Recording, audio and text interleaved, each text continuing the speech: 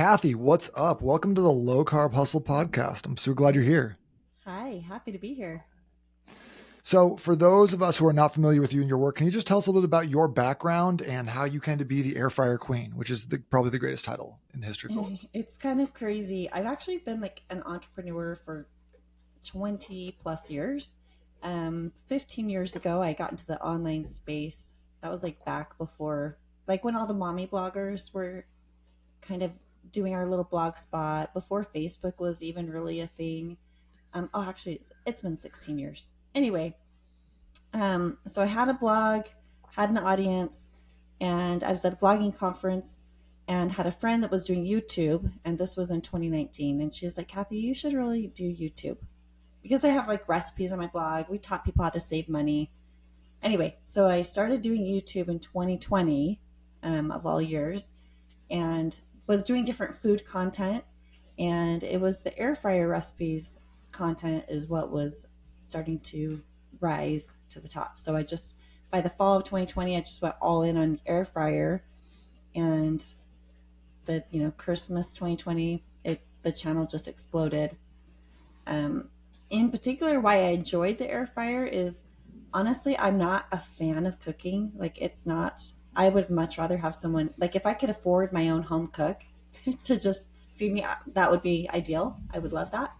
Um, but what I do like about the air fryer is that number one, it was just something new and fun to do in the kitchen because we can get bored so easily in the kitchen.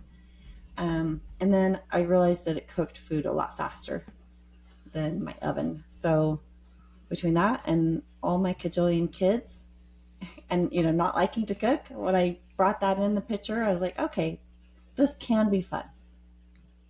Okay, cool. So, I like that because I feel like, I've been in entrepreneurship for about the same, about 16 years. And I have done the wrong thing a lot of times where I'm like, I like this, so I'm going to talk about this. But I like what you said is you're putting out recipes. The air fryer ones seem to keep getting more questions, more comments, more engagement. So you're like, let's just go in on the thing that people are wanting more of. So I think there's a lesson there for sure. Oh yeah, yeah, yeah. I kind of spread my net wide, and then dialed into what was doing well.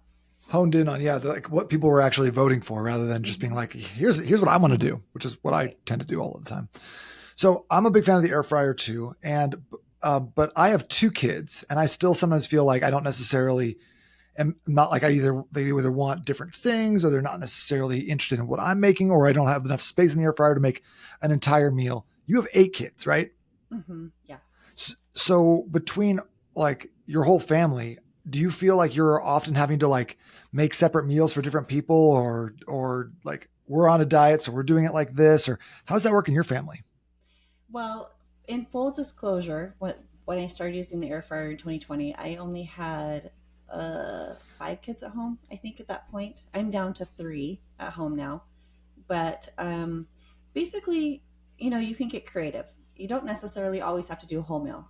It's super awesome for your side of veggies. Like, cook up your veggies. That's enough to feed the family. Um, like if we're doing homemade burgers and fries, we're cooking batches, but like that means everybody's getting a little bit of the first batch of hot fries, and then we cook up another set. And so we're just actually constantly having nice, hot, fresh fries if we're going to go that route. But I have found you can cook a whole meal. I love to do chicken and veggies and cook all of that at once. And you can put quite a bit. It doesn't have to be in this tiny little single layer that equates to one serving. Okay, so if I'm like stacking my broccoli and stuff on top of itself, it's gonna be okay. Yeah, you'll just want to, stir things around when it's halfway through cooking and might need a couple extra minutes versus doing a single layer, but it's totally doable. Cool. And you've come up with like to hundreds of recipes. Like you have a giveaway for like 30 different chicken recipes, which I don't even know you could cook chicken 30 different ways. Oh, But yeah. but like where do you find that this was like, because I know this is so important for people who are especially for like very, very busy, don't have a lot of time to be cooking. But what was your impetus for starting with I'm sorry. I got way lost on that question. I'm just going to delete this part. And I don't normally do this. I just feel like I spaced out. All right. So what I was curious about was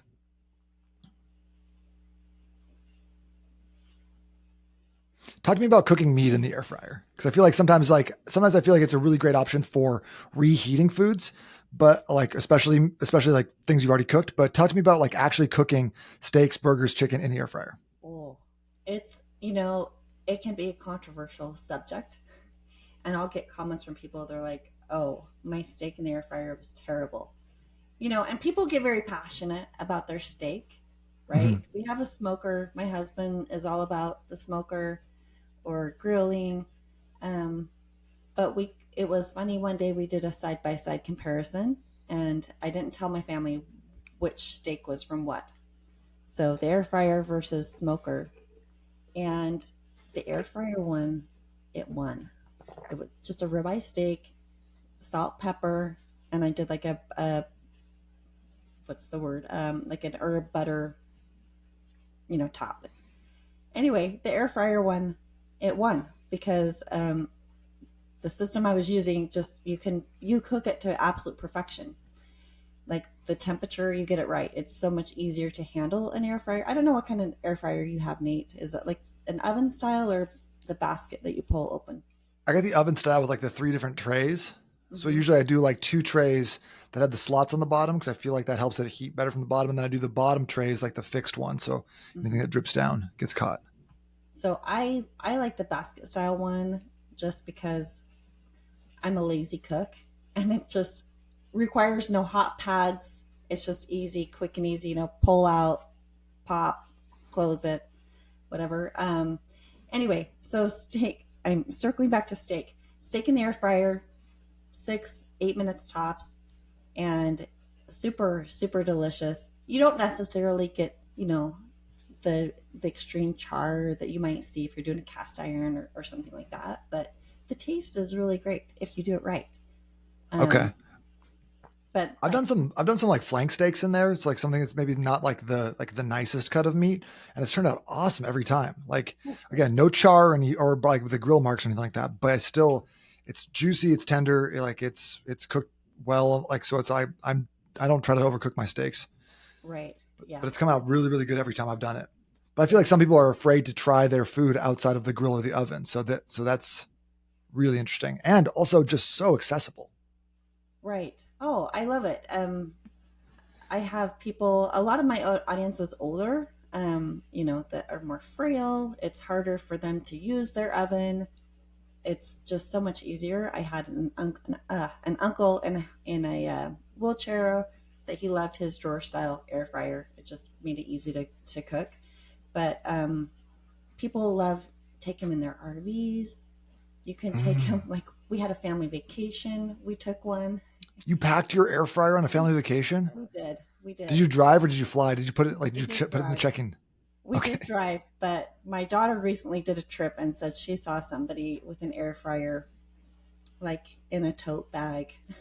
You can apparently find videos on TikTok. There are people that are very dedicated to their air fryer life, right?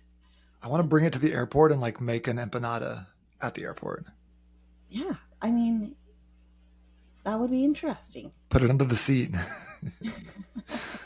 So a lot of times when I'm coaching clients and helping them with their fitness and nutrition, one of the major pieces of pushback that I get is that I don't know how to cook or I'm not a good cook or like whenever I cook food, it ends up not being very good.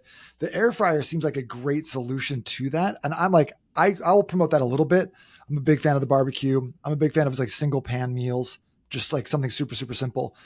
But the air fryer seems like it's the kind of the pinnacle of fast meals done easily with really low barrier of entry. What Yeah, else like yeah, can you talk a little bit about that and how, you've seen that work in your life or with some of the people that you're working with? yeah. I mean, there is. It can be intimidating for people, especially if they don't enjoy figuring things out. So that's kind of been the mission of my YouTube channel. Is I love to help people, and here's what I figured out. I actually love. I usually avoid instruction manuals. I like to just figure things out. I'm one of those people. um, and so now I like to teach people. But once you get past that learning curve, and then once you realize you can convert almost any recipe, any oven, grill, stovetop recipe, almost any recipe, and cook it faster in the air fryer, it just kind of opens up the possibility. So one of my favorite things to convert is like a sheet pan recipe, because you've got your potatoes, your veggies, your protein, and whatever seasonings, and there's so many different possibilities of just that little combination. And usually in the oven, it's going to take, depending on the recipe, 20-30 minutes, but in the air fryer we can do it in 12 to 15. And you don't have to wait for your oven to preheat. I often don't preheat my air fryer. I do with if I make a steak, but most times I don't worry about it. I just throw it in, start cooking, and it just shortens time. You've essentially, after the preheat, usually my oven will take like 15 minutes to preheat, right? And then we're when we cut from oven to air fryer, generally what I like to do is cut the time in half. And the air fryer, it's just so easy to check, right? I have an instant read meat thermometer, so I have that. After, I'll cut the time in half from an oven recipe, pull out my instant read meat thermometer, check the internal temperature of the meat, and then I'm like, okay, let's give it 3 more minutes or 5 more minutes, or whatever it might be. And then boom, we're eating. And then the cleanup's actually pretty nice too. It's not that hard to clean up your air fryer. That's good, because I feel like all those things just become a lot more friction for people when they're on a healthy eating journey. You got to cook it, you got to clean it, you got to peel it, you got to chop it, you got to cook, throw it in the oven, take it out, clean the pans. And then a lot of people are doing kind of like the blue apron thing. They think that that's like like a good healthy option, but then they're giving you 27 different things, and you have to make all these little sauces. So you're pulling out all the little bowls that you have in your cabinet, and you get done. You have 2 separate portions of chicken and 400 dishes to do, and you're like, was this even worth it? No, I'm out. Yeah, I'm out. I'm out. Like, or like you do it once and you're like, I guess I just won't be healthy. Like, I guess if this is what it costs me to do every single night, there's no possibility. I got kids in sports. I'm driving them around. I get home. I don't have an hour and 15 minutes to cook something fancy. Can you lay out like a simple structure for how you think about meals? Like if someone is brand new to cooking and they're like, I don't even know where to start. Like, is there a framework that you use? I feel like I've got a couple that I really like, but I'm curious what your perspective is on this. Well, what I love to use is, or have that mentality of repurposing leftovers. Like my family is Yes. very Yes. resistant to leftovers. Like they just don't like them. And I wish I had the family that would just be happy to eat leftovers. So I have to be sneaky about it. So I might do chicken in the air fryer. Just do a simple barbecue chicken. We'll throw some veggies on the side, cook up rice, whatever. We don't do rice in the air fryer, by the way. Rice in the rice cooker? Yeah, instant pot is what I use. Okay, okay. Yeah. So, um, but then I'll have leftover chicken, and then maybe the next night I will make little um, barbecue chicken pizzas in the air fryer, either using English muffins or the like mini non bread, the bread, um, something like that, and then then we've consumed it. Or I'll have a sheet pan meal that I've converted. We cooked it up. We've got leftovers. Then I've got components, the base of a soup, and I'll just turn it into soup the next day or 2 days later, or anything wraps up in a tortilla, right? And you just kind of change it, add a little sauce. They don't even know. It's the little secret right there. I think I'm a huge fan of tacos. I pretty much post exclusively about tacos on Instagram. But like that's always been my strategy. I always call it batch prep. So if I'm like barbecuing chicken, I don't just do one, or for one meal. I'll do 24 chicken thighs all at once, have like 16 left over. Then the next night we're chopping them up and throw them in a pan, doing some like tiki masala sauce, some peas, the rice in the rice cooker. And the next night with the remainder, we'll just chop it up even finer and put it in tacos. And so Right. now same thing. It's like you've batch prepped all this protein. Now let's use that across the course of the next couple nights. And bonus points, I find that if you have a little bit more time on, let's say like a Monday night, you can actually do a little bit more cooking. And then you're really busy on Tuesday and Wednesday. And then you can use that as like those really simple, like 10-minute meals for the family. And Yeah. that's just been game changing for my family. Yeah. It's just hooking yourself up, your Tuesday self up, right? Yeah. I also like to, if I'm throwing something together, make it twice and then freeze, Mm. whether it be, lasagna is probably not on your plan, but you could, marinating your proteins and then freeze a bag so it's ready to go. Okay. Smart. Yeah. Yeah. By the way, chicken thighs in the air fryer, have you made those yet in the air fryer? No, I cook so much on the grill. Yeah. I've not done chicken thighs. I've done a chicken breast though. Chicken thighs are Thighs good? really good in the Okay. air fryer. And then we love to do those for like tacos, salad toppings, things like that. Yeah. Chicken thighs are just better than chicken breasts. I think, can we just say it? It's 2024. Can we just say the thing now? So You they're just know, better. they're disgusting. Like I'm kind of a wimp. Like I've got my gloves on and then I'm scissoring and cutting off a lot of the fat stuff, but they do taste better. I get boneless, skinless, and I don't really feel like I have a lot of fat on them. Well, I again I get grossed out. So anything I'm like, Fair I enough. don't Have you ever gone through the process of like processing a chicken from start to finish? know. I can't. Because then I wouldn't be able to eat it later. I get in my head. I worked on a pig farm in Ecuador with my wife for like 3, 4 months. And so we worked with like processing pigs, processing like hundreds of chickens that this guy would buy. It was an experience for sure, but it was pretty crazy to see like, how much waste there can be or is not depending on how you choose to use all the different pieces of the chicken and like even like the feet we would sell to people in the village. It was awesome. Wow. I Yeah. admire people that can do that. I'm not one of them.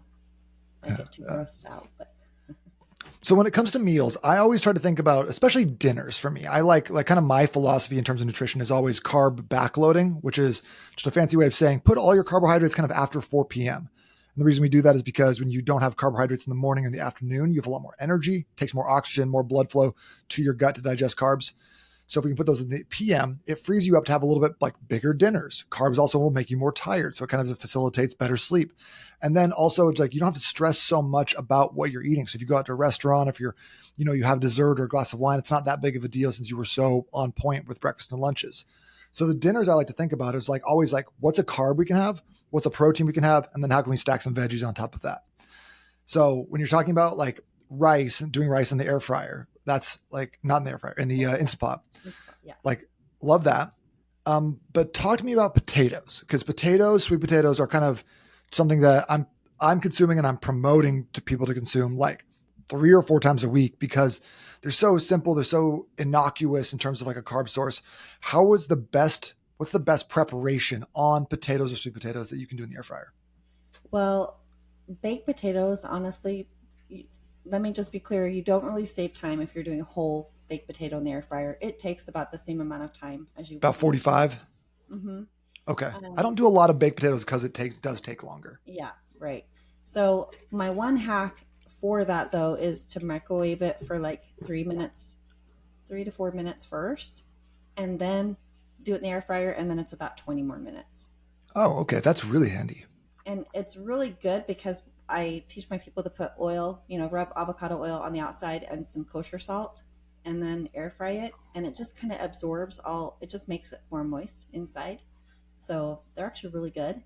But because of speed, most times I'm just dicing them up and seasoning them. I really love sweet potatoes.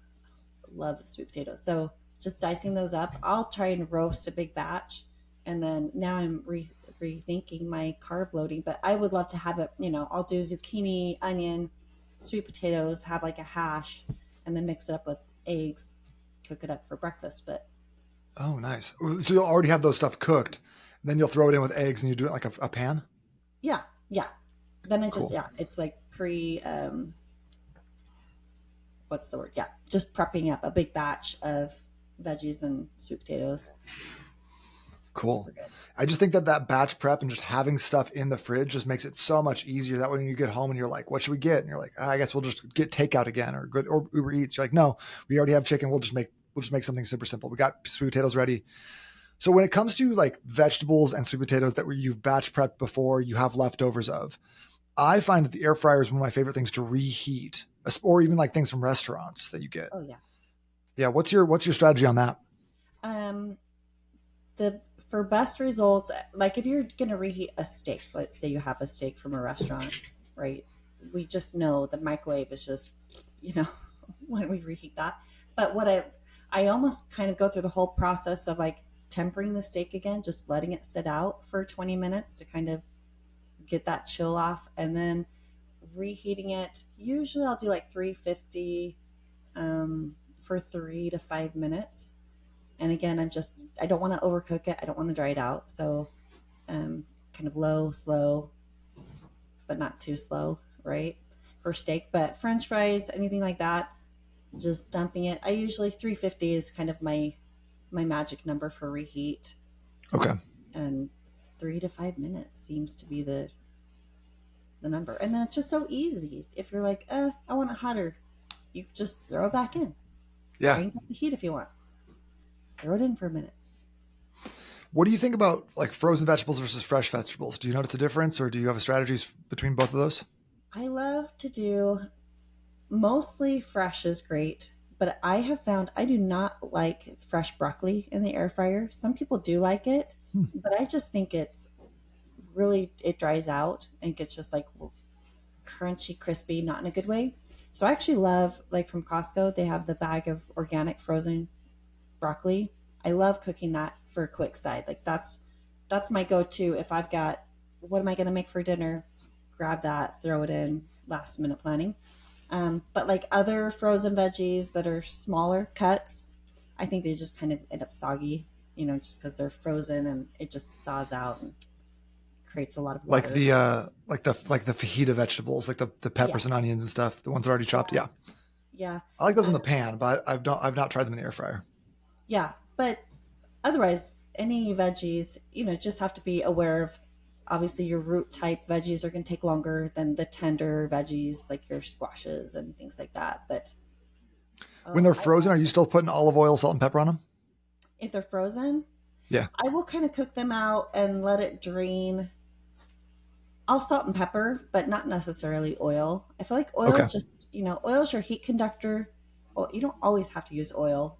It just, it's gonna, if you're looking for a crisp finish or a char, then give it some oil. But you Okay. can even wait and do that at the very end. If you're like, I want to give it a little more oomph, then mist it with some oil and then crank the heat up for like 2 more minutes. Gotcha. Okay. Cool. Because I feel like if you can have like a bag of rice on hand with your, Instapot or rice cooker, you got some potatoes in the pantry, you've got frozen vegetables. So like I'm a big fan of like the Costco size bag of green beans. It's like my number one. Mm, yummy. And then you have some sort of meat or protein source. I think that you've got meals for 3 or 4 days just ready to roll at any time. And I think that that's so handy, is just having the ability to whip something up, but then also having like the confidence to know that you can whip something up, in 10, 15 minutes. I think that if you just know that like, hey, if I can combine three of these things in an easy way, I'm going to have a good dinner for my family. Yeah, and I'm gonna just I'm not plugging, but I'm plugging. But Plug, plug away. one tool that we sell, so I have my other website is where we sell our products is pineandpepper.co. Anyway, so I have like this cheat sheet, and a lot of times if you're feeling like, I just want to call Uber Eats or call DoorDash or whatever, or go out, if you look, like I've got the times, the cook time for a chicken breast, you're looking max 18 minutes. And that's if you've got a really thick, big old chicken breast, but maybe even closer to 10.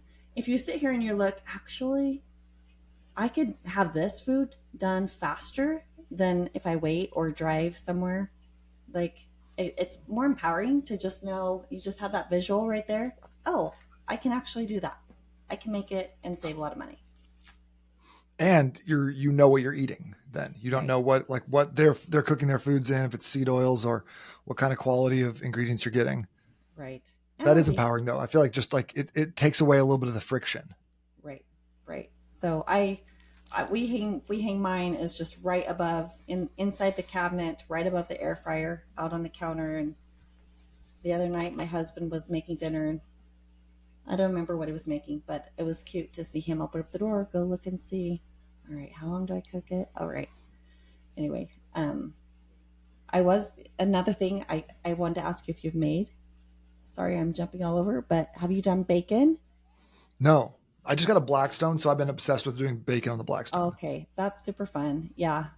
But bacon in the air fryer, maybe if your listeners don't have a Blackstone, bacon in the air fryer is just so yummy. Yeah. So you put Really you tasty. have the basket, but you would probably put it if you're using like the oven style. You'd put it on like the slotted ones, and then put one of the holes pans underneath to catch all the grease. Yeah. Yeah. Okay. And the basket one is just so nice because all the grease drips down and then you got your bacon and it's beautiful. It's so good. Okay. Yeah. Nice. And then are you able to like? Will you like cook bacon and then cook something else kind of in that like little bacon grease you have in there, or not really? I can. Yeah. It just depends on what I'm making. I have some viewers I've shown how it's really quite easy because you have all the bacon grease collected there. Just you lift up the tray and then dump it in the trash. And I have viewers who are like, "No, save the bacon grease." I'm not that passionate about my bacon grease, but I know some Fair are. enough. Yeah. Cool. What's the number one meal that like gets requested in your household? Mm. Well, if it's not, my kids will love it just for their chicken nuggets and the frozen things like that. But for an actual dinner, um, well, just last night we had turkey meatballs that we do like a meatball sandwich. But Oh, nice. we char the peppers and the onions and make up the meatballs and put them on a brioche bun and put some marinara and cheese on top. So that was our dinner last night, which was super good. Um, but one of my favorite things to make is a hibachi style chicken, and I have a yum yum sauce recipe with it. And it's just, your chicken, zucchini, onion, one other thing I can't think of. Anyway, super good. Super, super good. So with the Italian meatball subs, are you doing like meatballs in there? You're pulling them out, putting them on the bread, then putting the bread back in to kind of like melt the cheese on top, warm it Hmm. up. Yeah. But Nice. I do the veggies the same time as the meatballs. So they're Okay. just kind of over the top of the meatballs cooking up. Awesome. Yeah, I've never done that in the air fryer. I've done that in the oven before, but that's a great idea. Hmm. And I think like a lot of people just don't even realize that's an option. Like you could even get the frozen meatballs at Costco, Oh, yeah. warm those up, and then put them in like bread. And it still kind of fits my framework of like carb, protein, vegetable, right? So you're getting the vegetables from the thing, you're getting the carb from the bread, and the meat is a little bit of the protein. So Right. I think if you can just follow like a simple framework like that, it doesn't have to be each thing is like an organic kale salad. Like sometimes it's a meatball sub, sometimes it's a taco. But like if we can just stay on top of our nutrition in this way, cook the majority of our meals at home, I think that's a major life hack that a lot of people are missing out on. Right. And having the attitude that, some improvement is still better than no improvement, so just deciding to eat in and try something new and use an air fryer if that makes it a little bit more fun. And it kind of kids get a little more interested in too because it's a gadget, right? It's something new, something different. It's right there within And they can reach. help out with it more than the oven. Like I don't want my kids around the oven when I'm opening something up at 400 degrees, Oh yeah. right at their eyeball level. Like this Right. is like you can sit back, put the light on. Okay, we're pulling it out, and just make it a Right. little bit more accessible for the younger ones too. Right. What's like a classic air fryer meal that everybody talks about that you don't like?